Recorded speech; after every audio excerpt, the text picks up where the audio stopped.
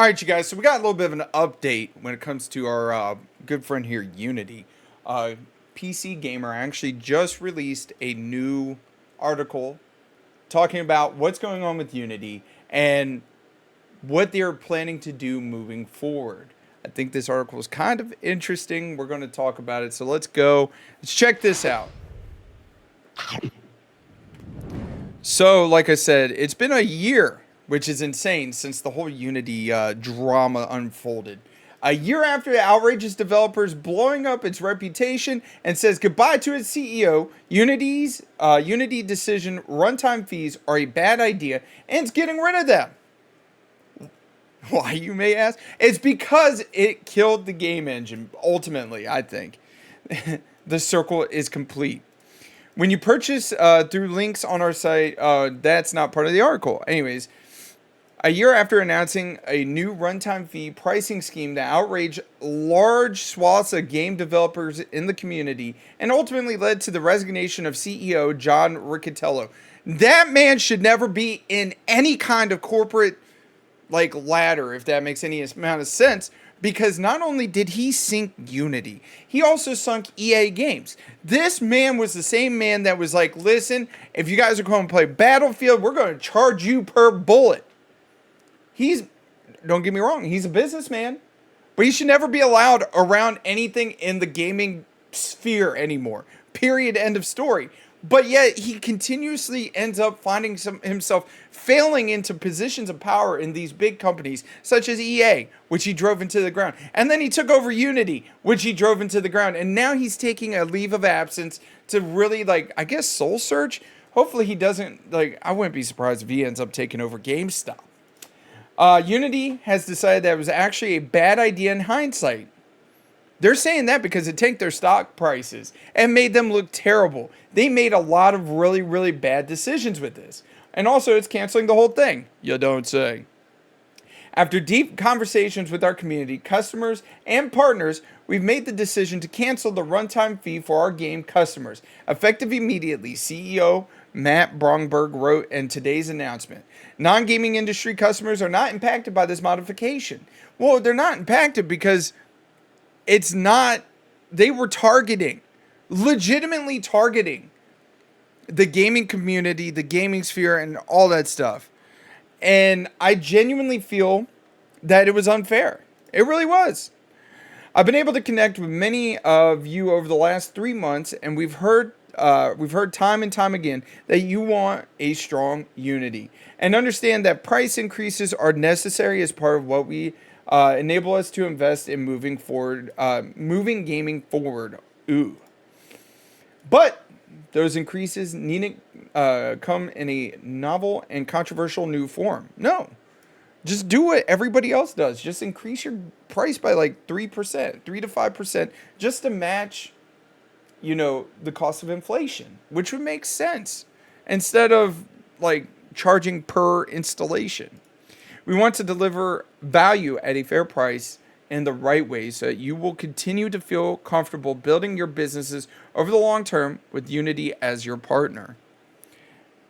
Listening to this is 100%. I'm telling you right now, this is a PR stunt. They're trying to stay face. That's why they waited almost basically a year in order to revert everything and talk to people, because they realize we're losing out on a lot of money here. And on top of that, we made ourselves look dumb. Anyways, as a result, Unity is reverting to a more traditional cycle of considering price changes only on an annual basis. Should have never changed it. If the terms of the change in the future releases, users will be free to continue using their current version of the software under the existing terms. Okay. The novel and controversial pricing scheme Broomberg mentioned was the 2023 plan, an astonishing scumbag move. Absolutely. Because they were 100% targeting, like I said, the gaming sphere. And on top of that, them doing this hurt a lot of smaller creators that wanted to release a product, whether it's, it's just super shitty. Anyways, and the terms, in the words of Tactical Breach Wizards developer Tom Francis, to change developers a fee every time a game was installed after It had passed minimum revenue and installation count thresholds. This angered game developers for a few reasons. The financial hit and potential for abuse were obviously issues. But an even bigger problem for some was that the complete loss of truth arises from the way Unity arbitrarily imposed the price change, which this is the biggest issue I have is they were leaving it up to basically the individuals that developed the games to be truthful and like tell them the numbers that they have and how much, how many units they've moved. And with that being said, they like Unity can go back and be like, it's like the United States government when it comes to taxes. They know exactly how much you have to pay in taxes, but they still make you input it into a damn tax form.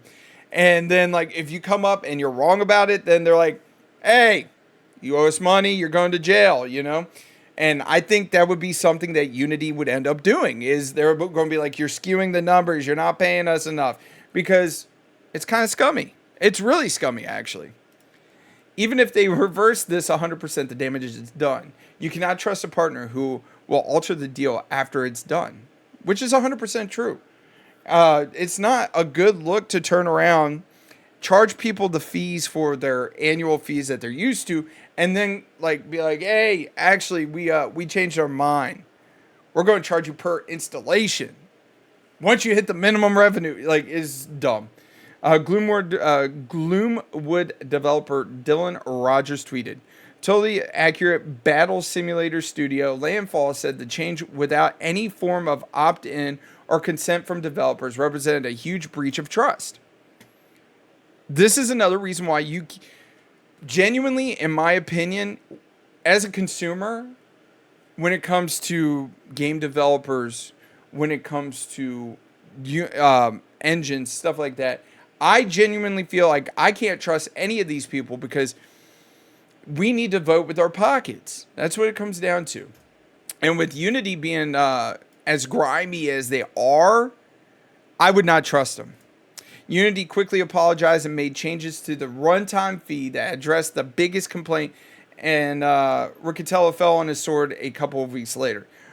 Like I said, he does not deserve to be in the gaming industry. He should never be a CEO. Like, one of my pet peeves is I constantly hear about these individuals that completely drive companies and businesses into the ground, but yet other companies and businesses still hire them to bring them in as CEO, CFO, or some kind of board member to make decisions, even though they have a track record of totally and completely destroying companies that they work for or they're in charge of. Anyways, not long after the Unity put roughly 1,800 people out of work as part of what it called a company reset, not because of the runtime fee fiasco specifically, but simply because the interim CEO and CEOs decide that the best way to achieve growth is to fire a bunch of people. No, they had to fire a bunch of people because they lost a bunch of contracts with piss poor decisioning by the upper chain of command. It never ceases to amaze me how sometimes people don't accept responsibility for actions they've decided when it comes to a company, and they turn around and they're like, yo, like, the funds aren't there. We're losing out. So, of course, they're going to fire 1,800 people in this case so that they can make their bottom dollar, so they can make their money, so they can hit their quotas, so that son of a bitch can turn around and collect his $5 million signing bonus or $5 million bonus for the year. Whatever. Let's go full screen. Like, genuinely, I am disgusted by, like, how sometimes businesses and companies are ran. And like I said, it doesn't surprise me at the end of the day that they revert everything back and then they're like, oh, our bad. But they want you to trust them. And don't trust them. Don't. Like, speak with your wallet. Find a different game engine, or find people that can actually write code for you and develop your own game engine, which, I mean, it costs a lot. Trust me, I get it. But you don't need Unity. You can go somewhere else. Anyways, you guys, don't forget to mash that like button, comment down below, and subscribe. It really does mean a lot. We're on our way to 10,000 subscribers because Emma went viral. Thank you, Emma. Anyways, you guys have a great and wonderful day, and I'll catch you later.